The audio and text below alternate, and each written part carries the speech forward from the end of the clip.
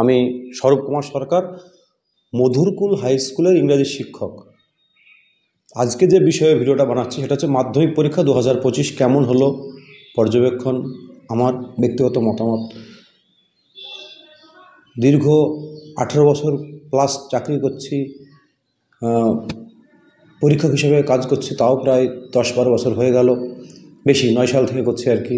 বিভিন্ন ট্রেনিং নানারকম, একটা ছোটোবেলায় স্টুডেন্ট ছিলাম, 96 সালে মাধ্যমিক দিয়েছি, দিয়ে এই পরিবর্তন এবং সামাজিক পরিবর্তন, ছেলেমেয়েদের মানসিকতার পরিবর্তন, পরীক্ষা ব্যবস্থার পরিবর্তন, এই সমস্ত নিয়ে একটা আলোচনা আর কি। তো ভিডিওটি সবাইকে শোনার অনুরোধ করছি। আলোচনাটা আমার সম্পূর্ণ ব্যক্তিগত মতামত, কিন্তু যে পর্যবেক্ষণ সেটা কিন্তু এই আমাদের বর্তমান আর্থসামাজিক পরিস্থিতির সঙ্গে অঙ্গাঙ্গিভাবে জড়িত, অতএব শোনার অনুরোধ রইল আর কি। তো এবছর 2025 সালের মাধ্যমিক পরীক্ষা দিয়েছিল প্রায় 9,84,753। সংখ্যাটা নেহাত কম নয়, প্রায় 10 লক্ষ। এবার এর মধ্যে কিন্তু 9-এ রেজিস্ট্রেশন করার পরেও প্রায় 1,30,000 থেকে 35,000 পরীক্ষার্থী কিন্তু মাধ্যমিক পরীক্ষা দেয়নি। এটাও কিন্তু একটা বিরল দৃষ্টান্ত, কারণ রেজিস্ট্রেশন করার পর মাধ্যমিক দিচ্ছে না মানে তারা কোথায় গেল আর কি? সেই মেয়েগুলোর কি কন্যাশ্রী পাওয়ার পরেও বিয়ে হয়ে গেল? আর ছেলেগুলো কি এখনই এই বয়সে কাজের সন্ধানে অন্য রাজ্যে পাড়ি দিল বা অন্য দেশে পাড়ি দিল? এটা কিন্তু একটা বড় প্রশ্নচিহ্ন আর কি। সে প্রসঙ্গ থাক, সেটা অন্য প্রসঙ্গ। আমি বলি পরীক্ষা অবস্থা। তো দেখুন, আমরা যারা মাধ্যমিকের একটা পরীক্ষা, উচ্চ মাধ্যমিকটা এখন একটা কেমন হয়ে গেছে, অত মানে এমন হয়ে সেমিস্টার হয়ে যাওয়ার পর বা আগে অতটা বেশি মানুষের পড়াশোনাটা কমে গেছে উচ্চ মাধ্যমিকে। সায়েন্স যারা পড়ুয়া তারাই পড়ে, বাকিরা কিন্তু একটু পড়ার কমে গেছে। কিন্তু মাধ্যমিকের ক্ষেত্রে ছেলেপিলে একটা বাঁধন থাকতো, শাসন থাকতো আর কি। ছেলেপিলে একটু ডিসিপ্লিন থাকতো। উচ্চ মাধ্যমিক 11-12 ছেলেপিলে একটু যেন হলো না, একটু বেশি বড় হয়ে যায় আর কি। কিন্তু মাধ্যমিক পর্যন্ত কিন্তু একটা শাসন বাঁধন, একটা রাশ ছিল। সেই রাশটা কিন্তু ক্রমশ না আস্তে আস্তে আলগা হয়ে যাচ্ছে আর কি। এটা খুব একটা অশনি সংকেত। কী করে বুঝলাম? কারণ পশ্চিমবঙ্গের বিভিন্ন প্রান্তে, বিভিন্ন জেলায় সরকারের কিন্তু কোনো দোষ নেই। সরকার কিন্তু তার মতো করে, আমি কিন্তু কোনো সরকারের সমর্থক নই, আমি আমার পর্যবেক্ষণ থেকে বলছি। কারণ সরকার কিন্তু বেশ কয়েক বছর আগে প্রশ্নপত্র ফাঁস হয়ে যাচ্ছিলো, সেখানে সরকার কিন্তু একটা কড়া ব্যবস্থা নিয়েছে। স্ক্যানার হয়েছে, কোশ্চেন নম্বর লিখতে হচ্ছে, সব রকম প্রয়োজনীয় ব্যবস্থা নিয়েছে। এবার সরকার তো কোনো স্টুডেন্টকে বলছে না তোমরা পরীক্ষা কেন্দ্রে গিয়ে নকল করো, তোমরা বা কোনো এলাকা ভিত্তিক, জেলা ভিত্তিক, মহকুমা ভিত্তিক, ব্লক ভিত্তিক। অনেক সময় কী হচ্ছে, পশ্চিমবঙ্গের এমন প্রান্ত আছে যেখানে হয়তো সেন্টারটা কেনা হয়ে যায় টাকা দিয়ে, সেখানে গার্ডটা লুজ হয়। এটা কিন্তু অস্বীকার করার কোনো জায়গা নেই, আছে। আবার এমনও দৃষ্টান্ত আছে যেখানে সত্যিই খুব ভালোভাবে পরীক্ষা হয়, তুই কিন্তু মিলেমিশে। এবার তাহলে কি হয়, হয়তো একই ব্লকের একটা স্কুলে ভালো পরীক্ষা হচ্ছে আর একটা একটু লুজ হচ্ছে, তাহলে কি যে নম্বরটা ছেলে পেয়ের হচ্ছে সেটা কি সঠিক মূল্যায়ন হচ্ছে? সেটা নম্বর নিয়ে বেশি মাতামাতি করে লাভ নেই। নম্বরটা সত্যি আপেক্ষিক। আমি বললাম তো, আপনার ছেলে মেয়ে হয়তো যে পরীক্ষক দেখছেন সেই পরীক্ষক একই বিষয়ে হয়তো পশ্চিমবঙ্গে বিভিন্ন, যদিও একটা মডেল অ্যান্সার দেওয়া হয়, তবুও কিন্তু একটু হলেও নম্বরের হেরফের হয়। অতএব যে প্রাপ্ত নম্বরটা ছেলেমেয়েরা পাচ্ছে, ভালো ছেলেমেয়েরা, সেই নম্বরটা কিন্তু সত্যিই আপেক্ষিক। তাতে তার কিন্তু জ্ঞানের বা জানার মূল্যায়ন কিন্তু সঠিকভাবে হচ্ছে না। হয়তো 4টে ইংলিশের ওয়ার্ড মিনিং সে জানতে পেরে গেল কোনোভাবে, তাহলে সে 8 পেয়ে গেল। বা রাইটিংটা হয়তো টুকলি করে নকল করে 3টে রাইটিংয়ে সে কমন পেলো, 3টেই টুকলি করে লিখলো আর কি, নম্বরটা বেশি পেয়ে গেল। আবার আরেক জায়গায় খুব কড়াকাটের জন্য ওয়ার্ড মিনিং পারলো না, সে নিজেই লিখলো আর কি, নম্বরটা কমে গেল। অতএব এই নম্বরটা কিন্তু সত্যিই কিন্তু আপেক্ষিক। কিন্তু ছেলেমেয়েদের যে মানসিকতা আর কি, পরীক্ষা কেন্দ্রে যাওয়া, পোশাক আশাক সমস্ত মিলিয়েটা কিন্তু খুব একটা ভালো ইঙ্গিত দিচ্ছে না আর কি আগামী ভবিষ্যতের দিকে তাকিয়ে। যেমন অনেক জেলায় আছে, অনেক ব্লকে আছে, ড্রেস পরে যায় না। আমাদের মধুরকুল হাই স্কুলের সেন্টারে কিন্তু 100% ড্রেস পরে কিন্তু যে সমস্ত বিদ্যালয় রেখেছিল তারা কিন্তু আসেনি। সেখানে কিন্তু খামতি রয়ে গেছে, এবং শেষ পরীক্ষার দিন যেন মনে হচ্ছিল যেন একটা উৎসব বা বিয়ে বাড়ি, এত নতুন পোশাক পরে এসেছে। কিন্তু আমার এমন জেলা আছে, এমন ব্লক আছে যেখানে কিন্তু ড্রেস ছাড়া বিদ্যালয়ে প্রবেশ ভাবাই যায় না। ওইখানে কিন্তু প্রথম একটা ডিসিপ্লিনটা কিন্তু থাকে, ড্রেস পরে বিদ্যালয়ে যাওয়া, পরীক্ষা কেন্দ্রে যাওয়া, প্রথম ডিসিপ্লিনটা কিন্তু ওখানেই লুকিয়ে আছে আর কি। তারপরে আচার আচরণ, রাস্তাঘাটে আগে দেখতাম সাইকেলে করে, মোটর সাইকেলে করে বাবা মার সঙ্গে যেত, খুব কাছে হলে পায়ে হেঁটেই গেছে বা টুকটুকি করে। কিন্তু এখন ছেলেমেয়েরা মারুতি করে যাওয়া হয়তো অতীত হয়ে গেছে। এখন ইকো গাড়ি হয়েছে, ইকো গাড়ি বাদ দিয়ে এখন ম্যাক্সিমাম ছেলেমেয়ে যাচ্ছে জাইলো, স্করপিও, এরকম বড় গাড়িতে একসঙ্গে। টাটা সুমো, স্করপিওর ভাগটা এবার জন্য বেশি দেখতে পাচ্ছি। এবং ফেরার সময় কি উল্লাস, যেন একটা যুদ্ধ জয় করেছে, ভারতের স্বাধীনতা যুদ্ধ তারা লাভ করেছে আর কি। এই স্বাধীনতা লাভ করেছে, এই লাস্ট পরীক্ষার দিন কী হলো, কী উল্লাস। হয়তো বলছি ব্যান্ড পার্টি বাজনা পরীক্ষা কেন্দ্রের বাইরে সেট করেছে আর কি, কোথায় কোথায় বেরিয়ে যাচ্ছে আর কি। আর এই যে টুকলি উড়াতে উড়াতে উড়াতে বেরিয়ে যাওয়া, টুকলি কাগজ যে যানবাহনে গেছে পুরো রাস্তায়, পশ্চিমবঙ্গের বিভিন্ন প্রান্তে বিভিন্ন ব্লকে সোশ্যাল মিডিয়ায় দেখলেই একটু পাওয়া যাচ্ছিল যে রাস্তায় সাদা হয়ে গেছে, মনে হচ্ছে বরফ পড়েছে, অকাল বরফ পড়েছে আর কি। এইগুলো ঠিক মেনে নেওয়া যায় না, মেনে নিতে পারছি না আমরা যারা পড়াশোনা করেছি। আমি 96 সালে মাধ্যমিক দিয়েছি, তারপরে দীর্ঘদিন শিক্ষকতা করছি 7 সাল থেকে। এগুলো খারাপ লাগছে, আমাদের মনে কষ্ট হচ্ছে আর কি, যে কোন প্রজন্ম আমরা তৈরি করছি। এতেও তো সরকারের দোষ নেই, সরকার তো বলছে না টুকলি করতে। আর টুকলি পড়ার ভাগটা বলি, 20% ছেলে কিন্তু পড়ে। আমি বিভিন্ন ইন্টারভিউ নিয়েছি গত বছর, প্রথম সারির মাধ্যমিক উচ্চ মাধ্যমিক, কিছু আমি 20 ধরলাম, 15 থেকে 20% কিন্তু আমাদের সময় থেকে আরম্ভ করে একদম বা ভবিষ্যতেও পড়বে। এই প্রজন্মটা কিন্তু, এই সংখ্যাটা, এই পার্সেন্ট কিন্তু সম্পূর্ণ আলাদা। এদের মাইন্ডসেট আলাদা, এরা পড়তে চায়, এরা কিছু জীবনে কিছু হতে চায়, এদের গোল আছে।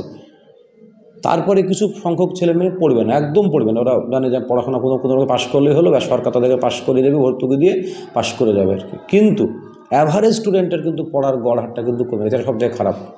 অ্যাভারেজ স্টুডেন্ট কিন্তু পড়ার গড় হারটা কমে গেছে, এটা কিন্তু খুব খারাপ। যেটা আমাদের সময় কিন্তু অ্যাভারেজ ছেলেমেয়েরা পড়তো, তারা কিছু জানতো, বুঝতো। এখনকার ছেলেমেয়েরা ভাবছে কী উপায়ে আমি এমসিকিউটা ম্যানেজ করব, কী করে আমি বাথরুমে গিয়ে টুকলিটা আমি ম্যানেজ করে লিখব, কী করে আমি হল ম্যানেজ করব, এই কৌশলেই তাদের দিন কেটে যাচ্ছে আর কি। পড়াটা কমে গেছে, এইটা কিন্তু খুব ভালো সংকেত না।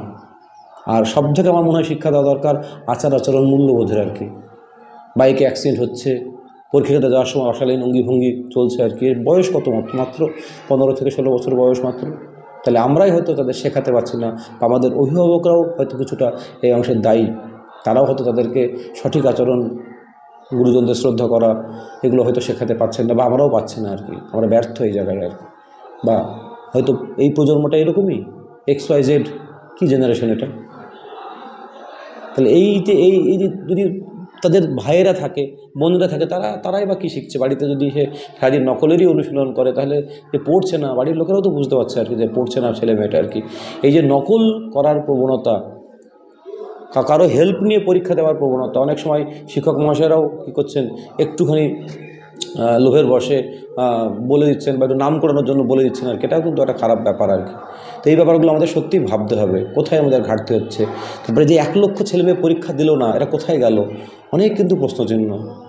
আর এইভাবে আমি ভেবে নিই, টুকলি করে নকল করে যে নম্বরটা তুমি পাচ্ছ, কী লাভ? কোনো পরীক্ষায় এখন ভারতবর্ষের কোনো চাকরির পরীক্ষায় কিন্তু এই নম্বরের কিন্তু গুরুত্ব নেই। আর আমার মনে হয় ভবিষ্যতে থাকবে না, নম্বরের গুরুত্বটা আস্তে আস্তে কমে যাবে। এমন দিন আসবে যে চাকরির পরীক্ষায় একাডেমিক নম্বরের কোনো ভ্যালু থাকবে না।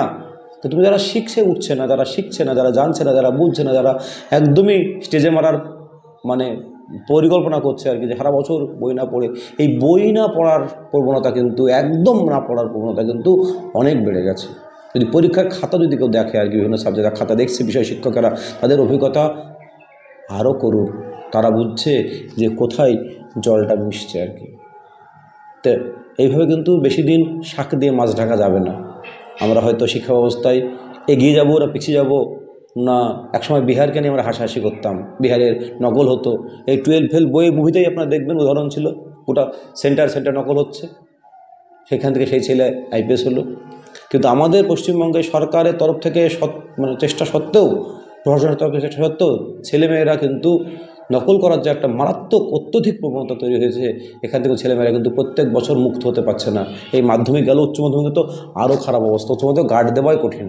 এত বড় বড় ছেলেমেয়েদেরকে 11 এবং 12-এ যে স্কুলে সেন্টার পড়ে এত ছেলেপেলে বড় হয়ে যায় যে তাদেরকে বা এমন অনেক সময় কী হয়, কোনো রাজনৈতিক চাপও থাকে অনেক সময় যে তাদেরকে গার্ড দেওয়াই কঠিন হয়ে যায়। কারণ এমনও অনেক সেন্টার থাকে যেখানে সেন্টারটা ম্যানেজ হয়ে যায় কোনো একটা স্কুলের দ্বারা বা স্কুলের টাকার প্রলোভনে, সেখানে কিন্তু আবার কী হয়ে যায়, ম্যানেজ হয়, বলে দেওয়া হয়, অনেক কিছু ঘটনা কিন্তু পশ্চিমবঙ্গের আনাচে কানাচে ঘটে।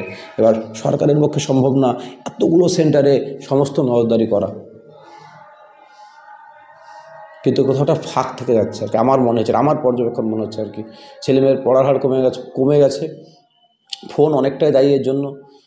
ফোনটাকে যদি কেউ সঠিক কাজে ব্যবহার করতো, এখন কিন্তু সত্যি অনেক ভালো ভালো ইউটিউব চ্যানেল আছে শিক্ষামূলক, যেখানে সত্যিই কিন্তু মাধ্যমিকের দারুণ দারুণ টপিক পড়ানো হয়, বিভিন্ন বিষয়ের সাজেশন দেওয়া হয়, তো প্রত্যেকটা চ্যাপ্টার বুঝিয়ে দেওয়া হয়, মক টেস্ট দেওয়ার ব্যবস্থা আছে আর কি।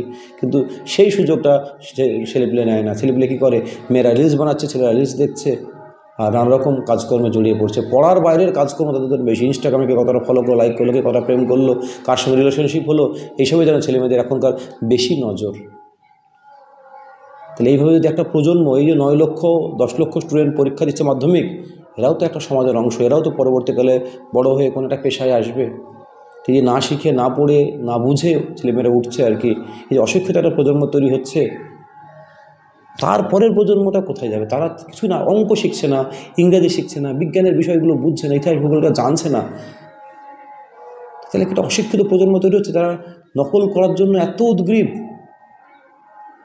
রাস্তায় রাস্তায় কত নকল নিয়ে আসে, আপনি পরীক্ষা কেন্দ্রে থাকার অভিজ্ঞতা থাকে, কি বিপুল পরিমাণে নকল তারা নিয়ে আসছে আর কি। আর যদি কেউ কড়াঘাট হচ্ছে, তাহলে চড়াও হচ্ছে আর কি। আর সব থেকে খারাপ লাগে কোনটা জানেন? পশ্চিমবঙ্গে বিভিন্ন পরীক্ষা কেন্দ্রে শেষ দিনের পরীক্ষা পুলিশি পাহারায় ছেলে মেয়েকে ঘর থেকে বের করতে হয়। কত বছর বয়স? 15 বছর বয়স। পাচ্ছে তারা, যেহেতু কড়াঘাট হচ্ছে কোনো কোনো বিদ্যালয়ে, পাচ্ছে তারা বিদ্যালয়ে কোনো সম্পদ ক্ষতি না করে, ফ্যানটা না ভাঙে, ট্যাপটা না খুলে দেয়। আমাদেরই বিদ্যালয়ের ট্যাপ ভেঙে ফেলা হয়েছে আর কি। এগুলো কিন্তু খুব একটা খারাপ, মানে খারাপ লক্ষণ আর কি, ভালো লক্ষণ নয়। তো কোথায় গলতটা, কোথায়, সেটা আমাদেরকেই ভাবতে হবে। কিন্তু এর থেকে প্রতিকারের উপায় কিন্তু আমাদেরকে বের করতে হবে। নাহলে কিন্তু যারা ভালো পরীক্ষা দেয়, যারা ভালো পড়তে চায়, তারা কিন্তু একটু ডিমোটিভেট হয়ে যাচ্ছে আর কি। যারা পড়তে চায়, পড়ুয়া যারা পড়ে খেটে রেজাল্টটা পায়, তারা অনেক সময় কী ভাবছে যে আমি পড়ে এতটা পড়েই করলাম, আমার তো একটুখানি দেখেই ওয়ার্ড মিনিংটা পেরে গেলো, রাইটিংটা পেরে গেলো, একটা বেঞ্চে লিখে, পিচ বোর্ডে লিখে নকল করে নম্বরটা পেয়ে যাচ্ছে, ও খাটছে না, আমার মতো নম্বর পেয়ে গেল, আমার সারা বছর খেটে কি লাভ? এই যদি যে 20% ছেলেমেয়ে পড়াশোনা করে, তাদের মধ্যে যদি তারা যদি ডিমোটিভেট হয়ে যায়, তাহলে কিন্তু খুব মুশকিল। তারা কিন্তু, ভালো ছেলেমেয়েরা কিন্তু এই নকল করার প্রতিযোগিতায় যোগ দিলে কিন্তু খুব খুব খুব আমাদের বিপদ। আর এই সমস্ত সব থেকে বড়ো চ্যালেঞ্জ কোথায় হচ্ছে বলুন তো? ক্লাসে পড়াতে গিয়ে। কারণ তারা জানছে যে আমি পরীক্ষার সময় নকল করবো, অতএব শ্রেণীকক্ষে যে পাঠদানে তারা কিন্তু অনীহা প্রকাশ করছে। কিন্তু দেখুন, আমার তো অবাক লাগে যে এই সমস্ত ছেলেমেয়ের কিন্তু প্রত্যেকের কিন্তু প্রাইভেট টিউটর ছিল, এবং একাধিক। তো তাদের কী পড়লো তাহলে সারা বছর ধরে সেখানে? সেটাও একটা বড় প্রশ্ন চিহ্ন, যে প্রাইভেট টিউটর কাছে এই ছেলেমেয়েরা যারা নকল করার প্রবণতায় দলে দলে যোগদান করেছে, যোগদান করুন আর কি, তারা তাহলে এত বছর ধরে কী পড়লো? অনলাইনে তারা পড়ছে, মাকে বলছে হোয়াটসঅ্যাপে পড়ছি, আমি হোয়াটসঅ্যাপে নোটস লিখছি, আমি ইউটিউবে পড়ছি, দিয়ে তারা কী করছে সেটা উপরওয়ালা জানে, আর সেই ছেলেটি বা মেয়েটি জানে আর কি।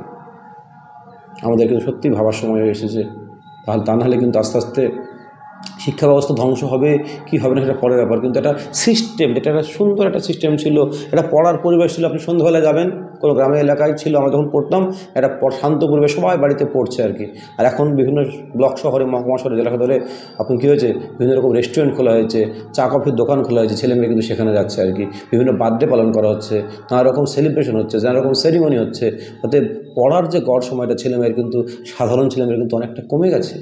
আর তার ফলে সেই পড়ার যে ঘাটতি, সেই ঘাটতি মেটাতে গিয়ে তারা নকল ছাড়া আর কোনো আশ্রয় নিতে পারছে না। কারণ তাদেরও পিঠ বাঁধাতে হবে, কারণ বাবা মার ভয় তাদের আছে, একটু লজ্জাও আছে তাদের। সেই ঘাটতি পূরণ করতে গিয়েই তারা কিন্তু নকল করার একটা পথ বেছে নিচ্ছে আর কি। অসুখটা কিন্তু অনেক গভীরে, এবং এই অসুখটা কিন্তু ক্যান্সারের মতো, সবে শুরু হয়েছে। এই ক্যান্সার কিন্তু আস্তে আস্তে আস্তে আস্তে সমস্ত শিক্ষা ব্যবস্থাকে কিন্তু পুরো একদম মৃত্যুর দিকে নিয়ে চলে যাবে। আর এই বাংলা মিডিয়াম স্কুলগুলো আস্তে আস্তে অপমৃত্যু ঘটবে। এটা আমার পর্যবেক্ষণ, আমার মূল্যায়ন মনে হয় আর কি। দেখুন, আপনারাও দেখুন, আপনারাও বুঝুন, শিখুন, অবজার্ভ করুন কী হতে চলেছে আগামী দিনে। যে কোন প্রজন্মের হাতে আমরা মানে আমাদেরকে পড়াচ্ছে। আমাদেরও তাই সময় শিক্ষার্থীরা ছিল, চলছে, পরিবর্তন হচ্ছে, মানসিকতা পরিবর্তন, শেখার আগ্রহ, নম্বর পাওয়া, সমস্ত কিছু দেখছি আর কি। অভিভাবকদের দেখছি, অভিভাবকদেরও মানসিকতা পরিবর্তন হচ্ছে আর কি নানা রকম। তো এটাই আমার অভিজ্ঞতা হলো। আপনারাও কমেন্টে জানাবেন আপনাদের কেমন অভিজ্ঞতা, আপনাদের বিদ্যালয়ের কেমন পরীক্ষা সেন্টার হলো, কেমন গার্ড হলো। গার্ড কিন্তু আমি বলছি অনেক স্কুলে ভালো হয়, যথেষ্ট ভালো হয় অনেক স্কুলে, অনেক পরীক্ষার্থী ভালো করে পড়ছেন, সারা বছর ধরে খাটছেন, প্রায় দীর্ঘ 12-13 মাসের পরিশ্রম। আবার অনেকে একদম ফাঁকি মেরে সেই মৌকা পাওয়া সুযোগের মতো তারা লুটে ভরে নিচ্ছে নম্বর আর কি। তো আমি আবারও বলছি, প্রশাসন এবং সরকারের তরফ থেকে কিন্তু পরীক্ষা ব্যবস্থা সুষ্ঠু চালানোর কোনো রকম ত্রুটি ছিল না। কিন্তু আমরা অভিভাবকরা, শিক্ষক শিক্ষিকারা ছাত্রদেরকে হয়তো বোঝাতে পারছি না যে নকল করে যে নম্বরটা পাচ্ছি সেই নম্বরটার কিন্তু বাস্তবিক কোনো মূল্য নেই। একটু পড়লেই 5 নম্বর হয়ে যায়, আর সরকার থেকে কিছুটা ভর্তুকি দেওয়া হয়। অতএব ওই 5 নম্বরের জন্য নকল করার কোনো প্রয়োজন নেই। আর যে নম্বরটা তুমি পাচ্ছ নকল করে, তার কোনো বাজার মূল্যই নাই, তার কোনো ভ্যালু নেই। তোমাকে একটা অঙ্ক করতে তুমি পারবে না, তুমি একটা চিঠি লিখতে পারবে না, তুমি কিছু জানলে না, শিখলে না, বুঝলে না, সেই নম্বর নিয়ে তোমার কী মূল্য আছে? তোমার কোনো বাজারে, তোমার কোনো জায়গায় তুমি যদি স্কিল না শেখো, তুমি যদি দক্ষ না হও, তোমার কিন্তু বাজারে কোনো এই নম্বরের কোনো ভ্যালু নেই। অতএব নম্বরের দৌড়ে না থেকে একটু পড়ার চেষ্টা করো। আর টেনে উঠলে যারা, তারা সারা বছর ধরে পড়ো, যাতে এরকম করে প্রত্যেক বছর একই দৃশ্য যাতে আমরা দেখতে না হয় আমাদেরকে। এই যে টুকলি রাস্তা দিয়ে ছোড়া হচ্ছে, গাড়ি দিয়ে ওড়ানো হচ্ছে আর কি, এই যে উল্লাস, যুদ্ধজয়ের উল্লাস, এটা কিন্তু মোটেই শোভনীয় লাগছে না আমাদের চোখে আর কি। তো যারা টেনে উঠলে তারা মন দিয়ে পড়াশোনা করো।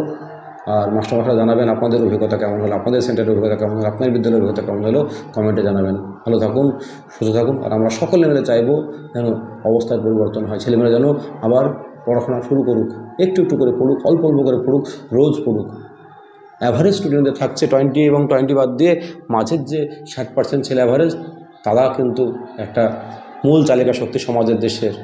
তারা যদি একদম পড়াশোনা না করে, তাহলে কিন্তু আমাদের সমাজের বড় ক্ষতি আস্তে আস্তে কিন্তু হয়ে যাবে। সেটা হয়তো এখন বুঝতে পারছি না, 5 বছর 10 বছর পর কিন্তু আমাদের বুঝতে পারবো। তো যাতে সেই ক্ষতি না হয়, তাহলে আমাদেরকে এগিয়ে আসতে হবে, তাদেরকে বোঝাতে হবে, তারা বাচ্চা ছেলে। দেখো, সরকারকেও ভাবতে হবে এর বিকল্প ব্যবস্থা কী হতে পারে আর কি। সবাই মিলে ভাবি আমরা, ভেবে একটা পথ বের করতেই হবে আমাদেরই ভবিষ্যতের জন্য, আমাদের ছেলেমেয়েদের ভবিষ্যতের জন্য আর কি। নমস্কার, ভালো থাকুন, সুস্থ থাকুন। এরকম ভিডিও আরও আসবে। আমার চ্যানেলটাকে প্লিজ সাবস্ক্রাইব করুন, লাইক করুন, শেয়ার করুন যদি ভিডিওটা ভালো লাগে আর কি। আর যারা পরীক্ষা দিলে, প্রত্যেকের পরীক্ষা নিশ্চয়ই ভালো হয়েছে। তোমাদের রেজাল্ট হয়তো 90 দিনের মধ্যে বেরিয়ে যাবে। দেখো, রেজাল্টের পর একটা বড় প্রশ্নচিহ্ন কী নেবে, সায়েন্স, আর্টস না কমার্স, অনেক ভেবেচিন্তে সিদ্ধান্ত নেবে যে তোমার সবথেকে পছন্দ, যেটা সবথেকে ভালো লাগে সেটা নেবে। সেই বিষয়ে আরও একটা ভিডিও নিয়ে আসবো।